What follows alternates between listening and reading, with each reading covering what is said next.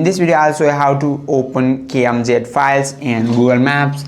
And for your kind information, you cannot open your KMZ files in Google Maps because of format differences. KMZ is specialized zipped because of format differences. KMZ is specialized zipped file format used primarily by Google Earth, not the standard navigational Google Maps app, and that is why you cannot open KMZ files on Google Maps. For that, just go and open your Google Earth, and then you need to, and after opening your Google Earth, tap on this panel, and you have simply opened your project and tap on this 3 bar and go on local KMZ editor, and you can tap and then tap on open, and then simply tap on plus icon, and then tap on open local KML file if it is already, and to select,